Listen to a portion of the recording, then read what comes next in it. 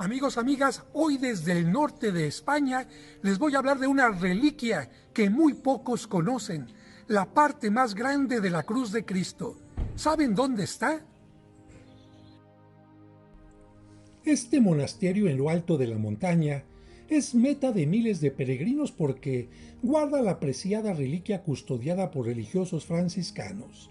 Pero para llegar a esta apartada región y al santuario, es necesario ascender pasando por esta pequeña población de Potes, uno de los municipios por los que pasa la ruta de Liébana o Lebaniega, que enlaza dos caminos hacia Santiago de Compostela, el camino de la costa con el camino francés.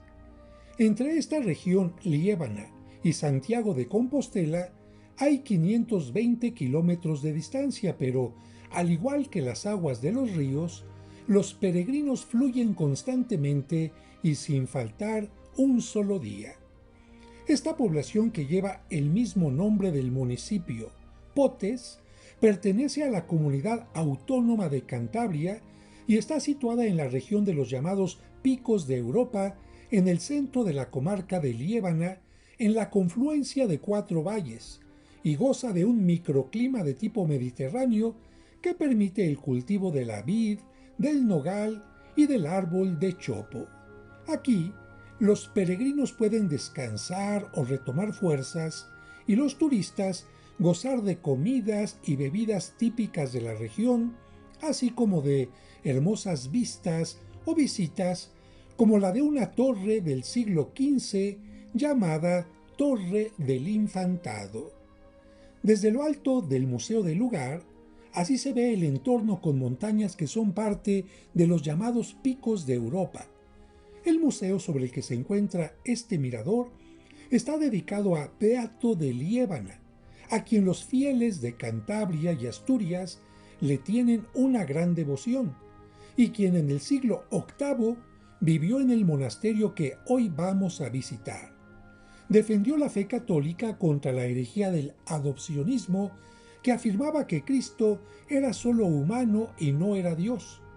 En el año 776 escribió en 12 libros el comentario al Apocalipsis de San Juan, mismo que fue copiado e ilustrado en diversas ocasiones durante la Edad Media, por lo que el museo presenta imágenes extraídas de estos manuscritos de los siglos X al XIII, llamados beatos, y reconocidos como obras cumbres de la iconografía medieval. Estos comentarios contienen imágenes del infierno, del dragón del Apocalipsis y uno de los más antiguos mapamundi del mundo cristiano. Las imágenes de los libros son representadas aquí a manera de relieves o escultura de tamaño monumental en medio de luces y efectos, entre los que no falta la figura del demonio y de los condenados, incluyendo a reyes que se reconocen por la corona, obispos que se reconocen por la mitra y monjes que se reconocen por la tonsura en la cabeza. Pero nosotros dejamos este museo y la población de Potes para continuar con nuestro camino. Afortunadamente, mapas o señales a lo largo del trayecto facilitan el camino lebaniego hacia el monasterio o hacia Santiago de Compostela, y por lo general se camina a los lados de las carreteras por senderos preparados para ello, que en ocasiones están protegidos por pequeñas rejas o pasamanos que sirven especialmente a las personas de cierta edad o a quienes sienten mayor cansancio. De la misma manera que en el Camino de Santiago, en este también los peregrinos deben ir sellando un documento en las diversas etapas para obtener al final el certificado de su peregrinación al lugar. Entre Potes y el monasterio que vamos a visitar hay únicamente 3 kilómetros, y a mitad del camino se encuentra este monumento en bronce en honor de los peregrinos. La escultura muestra elementos típicos de los caminantes: bastón, sombrero, mochila ligera y frazada, la concha del peregrino, la cruz, pantalón, y botas. Al llegar a lo alto, el peregrino tiene una vista increíble porque le permite ver los picos de Europa con distintos matices, rocas desnudas o cubiertas por distintos tipos de árboles. Estas montañas fungen como una barrera que protege de los vientos fríos y permiten un clima agradable y menos frío en el invierno que en otros lugares. En lo alto se pueden encontrar algunas sencillas capillas o ermitas de tipo románico que sirven de punto de referencia, descanso y lugar de oración. Pero nosotros estamos llegando a nuestro destino, en el que volvemos a observar un mapa del camino lebaniego y también un enorme lugar de estacionamiento para los autos, autobuses, motocicletas y bicicletas de los peregrinos. En este momento está vacío porque elegí un día y un horario especial para poder visitar el lugar y hacer este video con mayor tranquilidad. Este apartado sitio fue elegido por Toribio de Palencia, uno de los primeros monjes que trajo la fe cristiana a la región y fundó aquí el primer cenobio o monasterio con el que sus sucesores lograron crear un núcleo evangelizador en el centro de la comarca de Liébana, baluarte y referencia espiritual a lo largo de muchos siglos. Es importante mencionar que, después de la invasión musulmana y como respuesta a ella, los cristianos iniciaron una reconquista y los monasterios fueron básicos para repoblar los territorios porque, gracias a estos, se lograba la explotación agraria, la atención a peregrinos y viajeros, la difusión de la escritura y el desarrollo de artes y oficios, por lo que este monasterio, uno de los más antiguos de España, llegó a disponer propiedades como iglesias, tierras y rentas en la mayor parte de los pueblos de Liébana, y en gran parte de la Edad Media fue el eje de la vida religiosa, cultural, política y económica de la región.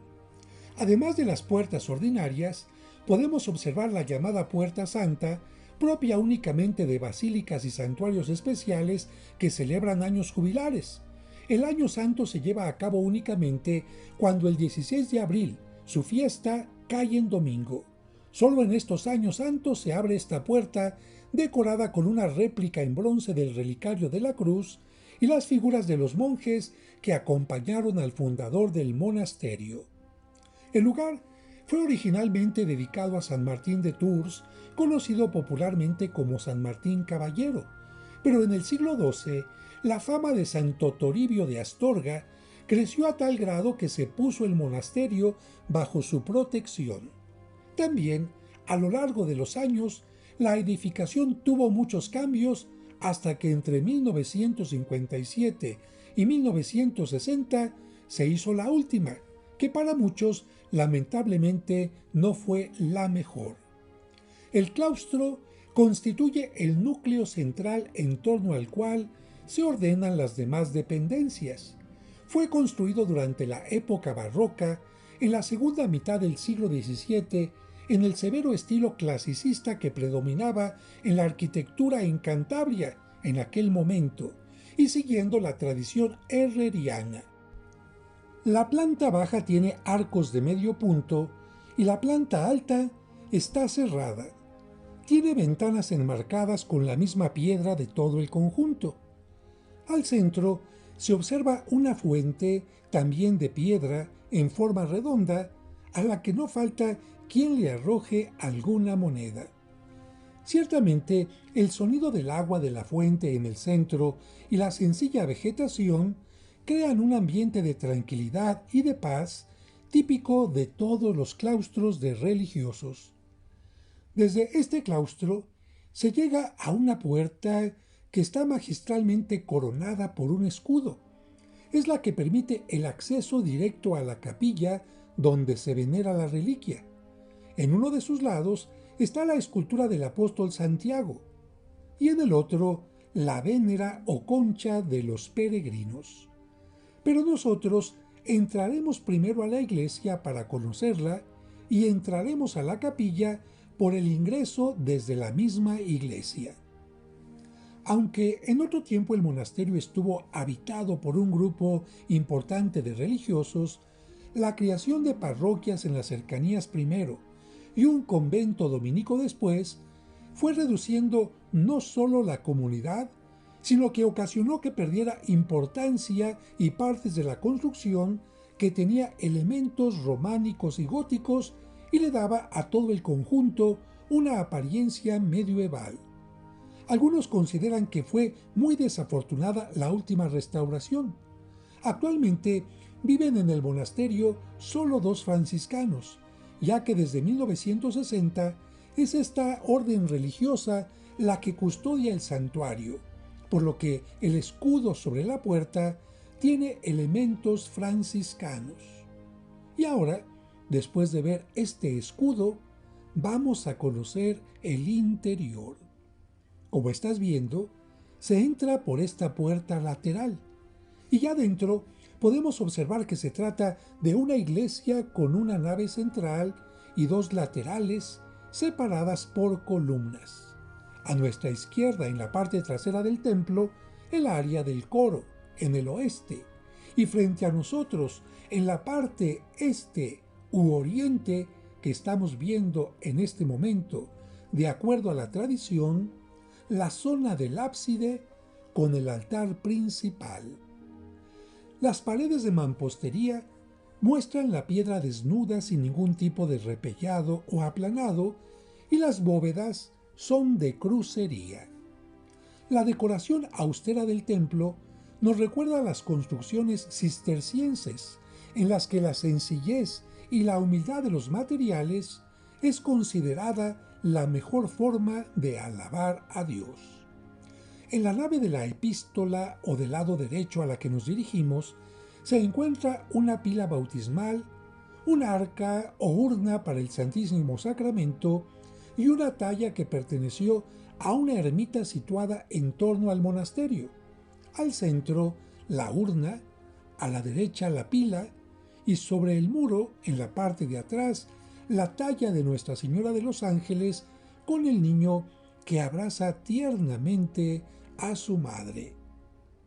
La urna muestra al centro a Cristo Pantocrátor, es decir, todopoderoso, rodeado por los 12 apóstoles, el colegio apostólico. Para recordar que en la Santa Misa se renueva el sacrificio de Cristo, en la zona del altar principal, además del altar formado por varios bloques de piedra, sobre la pared, en el fondo, se observa un ícono con Cristo crucificado, flanqueado a la izquierda por la Virgen María y a la derecha por San Juan Evangelista. En la parte superior, 3 esbeltos vitrales. En este lugar se celebra la Eucaristía cuando hay gran cantidad de fieles.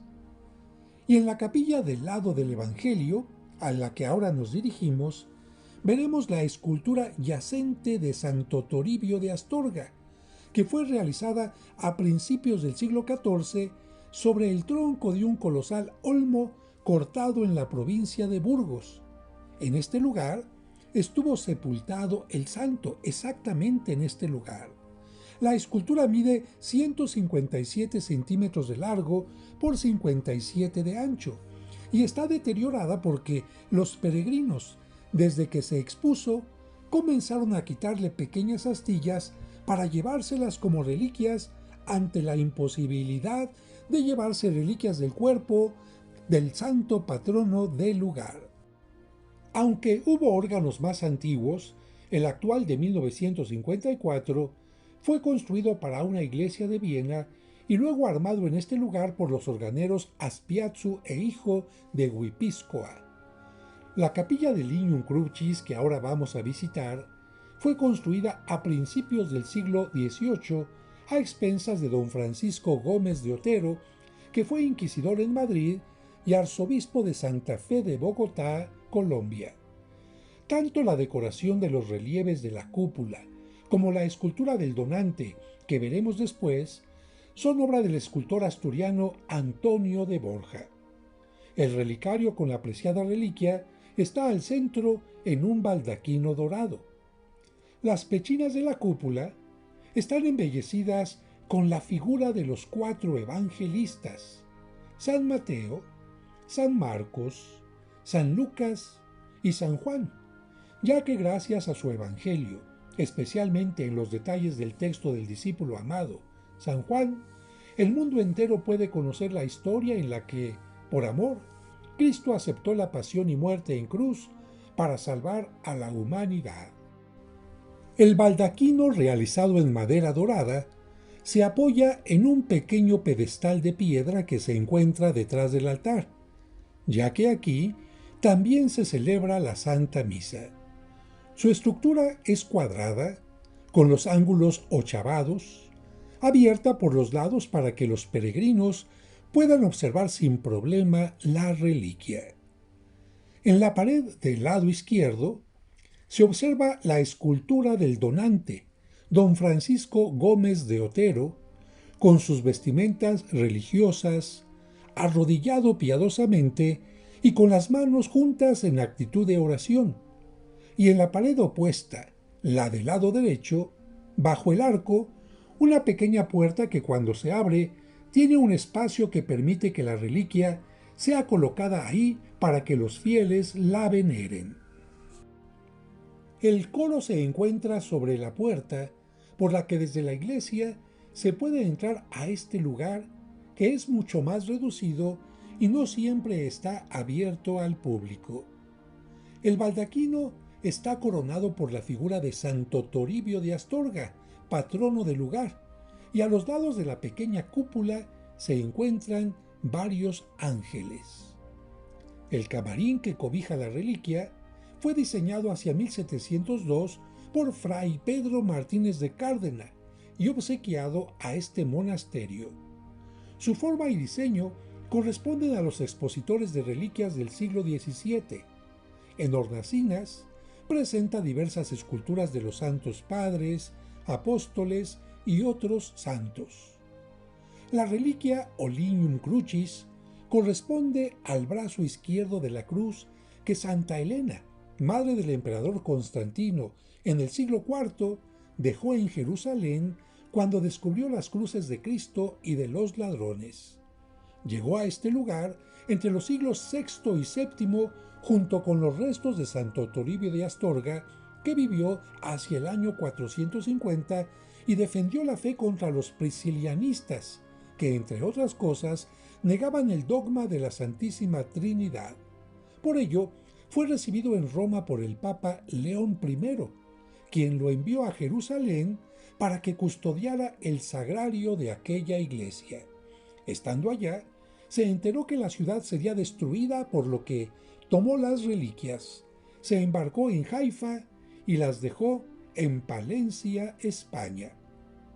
Ante el peligro de la invasión musulmana, las reliquias fueron trasladadas a este lugar junto con los restos del santo, por ser un sitio al que ni los romanos ni los musulmanes pudieron llegar. El baldaquino tiene una reja por cada lado, lo que permite que los peregrinos puedan observarla y venerarla desde más cerca cuando se les permite el paso, especialmente después de la Santa Misa. Solo la reja de la parte posterior se puede abrir para sacar la reliquia. A esta reja se accede por una pequeña escalera. El relicario que protege al Lignum Crucis está al centro del baldaquino y tiene forma de cruz. Es de plata dorada, embellecido con filigrana de oro, relieves, piedras preciosas y una base de lapislázuli. Se monta sobre una base de plata con figuras de signos de la Pasión. Estas imágenes te permiten observar el interior del baldaquino y el relicario como lo ve el sacerdote encargado de subir por la escalera para abrir la reja y extraer la cruz. Debe moverla hacia él a través de una especie de riel y desencajarla de la base para llevarla consigo, y según sea el caso, dar la bendición con ella a los fieles después de misa o colocarla en el espacio especial que hay en el muro del lado derecho para que puedan besarla. El relicario es de tradición gótica y fue reformado en 1679. Hace 30 años se le colocó el cristal para hacer visible el madero. Aunque este era recto, se cortó en dos partes para darle la forma de cruz, pero se dejó entero el agujero donde clavaron la mano de Cristo. Gracias a la generosidad de los dos sacerdotes franciscanos que cuidan el lugar, pude concelebrar la Santa Misa con ellos en la capilla, ayudar a dar la comunión a los peregrinos, tomar imágenes de la reliquia para compartirla contigo y con quienes no pueden viajar al lugar, venerar y besar la reliquia y al final tener la oportunidad de llevarla y colocarla en su lugar habitual. Después de la comunión, uno de los religiosos va a la parte posterior del baldaquino y extrae el relicario para que el sacerdote que preside la Santa Misa dé la bendición con ella, haciendo la señal de la cruz ante los peregrinos e invitando después a los concelebrantes para que la besen. Posteriormente, el religioso que llevó la reliquia invita a que los fieles lo sigan. Camina por atrás del baldaquino y coloca la reliquia en el lugar especial del muro derecho. De esta manera, uno a uno, los peregrinos tienen la oportunidad de acercarse, ver de cerca el Lignum Crucis y, si es su deseo, venerarlo y besarlo.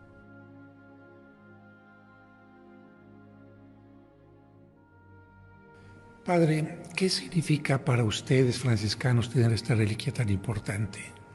Pues en primer lugar, en este lugar donde estamos yo lo considero como el Alberna franciscano español, un lugar donde San Francisco se quedaría enamorado y plasmado. Eso es lo que nos ocurre a nosotros también, el saber que estamos custodiando una reliquia que habla de amor, una reliquia donde el que murió y vive Jesucristo nos está diciendo a través de ella lo mucho que nos quiso, nos quiere y nos querrá. Es decir, que el amor de Dios para el hombre es amor para siempre. Entonces, el estar en este lugar, para nosotros los franciscanos, es un lugar donde nos sentimos a gusto y, por decirlo de alguna forma, estamos aprendiendo a estar como María junto a la cruz. Muchas gracias, Padre. En la parte baja del relicario hay un espacio abierto en forma cuadrangular que permite ver el lugar donde estuvo el clavo que sujetó la mano izquierda de Cristo. Aquí lo podemos ver en un acercamiento. El leño vertical del Lignum Crucis mide 635 milímetros y el travesaño 393 con un grosor de 33 milímetros, y es la reliquia más grande conservada de la cruz de Cristo por encima de las que se custodian en Roma.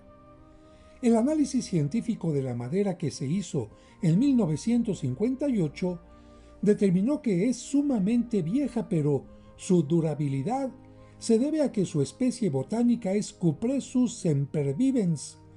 En el siglo XVI, la devoción era tal que los papas Julio II y León X concedieron el año jubilar.